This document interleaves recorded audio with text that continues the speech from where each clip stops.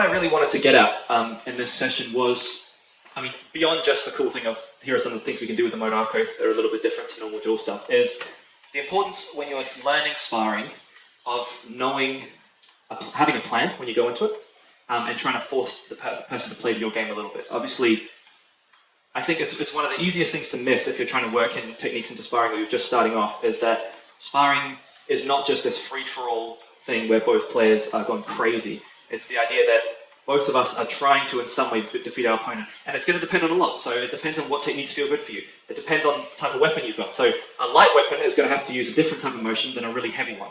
And a long one is going to be different than a short one, right? So we saw with Tony, some of those movements I was doing, they didn't work because he was too close to me and this was too long for that. On the other hand, there are stuff that this works really well for. So there's some really big swinging motions we can do like that I can do much better with this than you guys would be able to do with those things, right? So what I want to do is, as you're going to sparring, as whatever martial art you're doing, is work out the techniques that fit you, fit your body type and that, and then try to have a game plan. Even if it's as simple as, I really like hitting people in the face when I box, so I'm going to aim to set those up. And then you work backwards from there, right? You say, what finishing techniques work? How do I set those up really effectively, right? It could be by stances, a lot of martial arts use those. It could be by grips if you're doing judo. It could be by feinting and different strikes if you're a boxer, for example. So this is all stuff that you've got to build into your repertoire as you spar, right? So there's just any of us who are still picking up bits and pieces of sparring and maybe trying to work out a little bit how to align our Aikido or our other martial arts with a combative situation.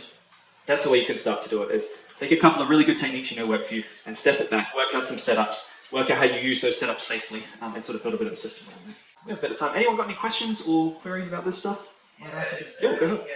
Is there any kind of, is anyone allowed to have one of those? Yeah, absolutely. That's a really good question. So the answer, so with a lot of the tikanga rules, it really depends on where you are in the country. So almost, there's no limitation that only Māori can do this or anything like that. The main thing is you want to get one of these from a reputable source. That's just for safety. If you get a pine one and start sparring with it, it'll shatter everywhere and you'll end up with chips of wood stuck in you. Like generally, so something like this, which is well carved, those will be specific to an area. You don't want to get work that's been plagiarized or anything like that, but otherwise generally anyone can have one. The exception to that is in some parts of the country, and they're very limited, some parts of Rotorua pretty much, women aren't allowed to use Rākau.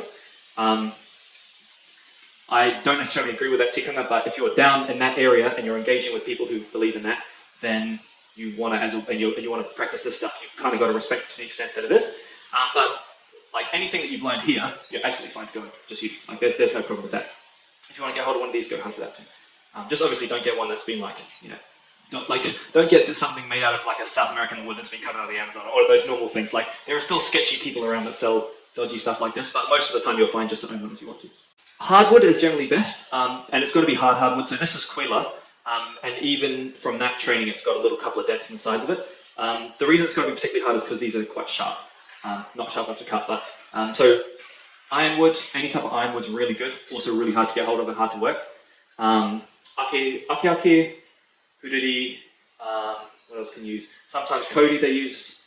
Just those type of woods are traditional, but yeah, anything hard enough. Generally, if you can make a bokken out of it, you can make one of these out of it.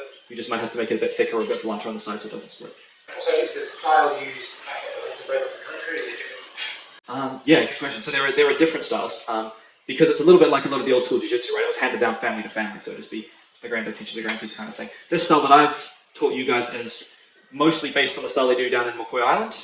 So that ahai form is, and those different kata we use. The particular applications of it with the stance and stuff are sort of a bit syncretic from all over the place. But the big ones that they do is Mokoia Island, and they also have one in Auckland called Te Whare Tawa. So if you're really interested in learning more, go look them up. They're a really good, reputable school, and they teach really good stuff. A little bit different, but very good stuff. And they do a lot of sparring, so if that's what you're interested in, go have a look. Okay, thanks very much, guys. It was cool having you guys here.